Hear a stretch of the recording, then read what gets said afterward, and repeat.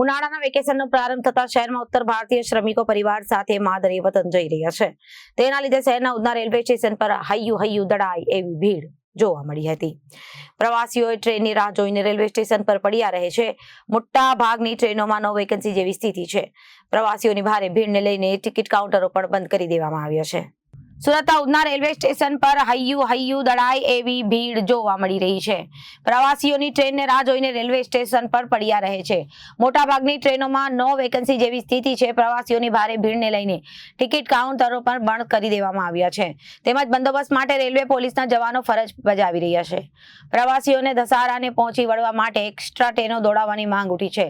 સુરતના Udhna railway station પર પ્રવાસીઓનો ભારે ધસારો જોવા મળી રહ્યો છે. મોટાભાગની શાળા કોલેજના ઉનાળાનું વેકેશન શરૂ થતા શ્રમિકો પોતાના વતન જઈ રહ્યા છે. યુપી બિહાર તરફ જતી ટ્રેનોમાં સૌથી વધુ ધસારો જોવા મળી રહ્યો છે. ઉધના રેલવે સ્ટેશન પર હજારોની સંખ્યામાં ટિકિટ મેળવવા માટે 4 કલાક સુધી લોકોને લાઈનોમાં ઉભા રહેવાની નોબત આવી પડી છે.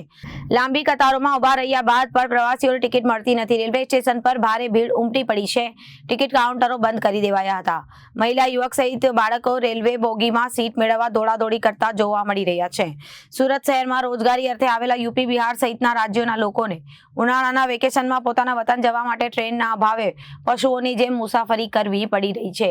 ઉત્તર પ્રદેશ જતી અત્યોદય ટ્રેનની હાલત જોઈને કોઈ પણ વ્યક્તિને પરસેવો છૂટી જશે. તમામ અનરિઝર્વડ કોચમાં પગ મૂકવાની પણ જગ્યા નથી. તો બીજી તરફ ટિકિટ લેવા માટે લોકો કલાકો સુધી લાઇનમાં ઉભા રહેવા મજબૂર બન્યા છે. જ્યારે પ્રવાસીઓની 1.5 કિલોમીટરથી પણ લાંબી લાઇન કાપીને ટિકિટ કાઉન્ટર સુધી પહોંચે તો તેમને સાંભળવા મળે છે કે કાઉન્ટર બંધ થઈ ગયું છે. ટ્રેન છૂટી ન જાય તે માટે કેટલાક મુસાફરો તો માથા પર સામાન મૂકીને જીવના જોખમે દોડતા નજરે પડ્યા હતા. Bureau report, Janadesh news, Surat.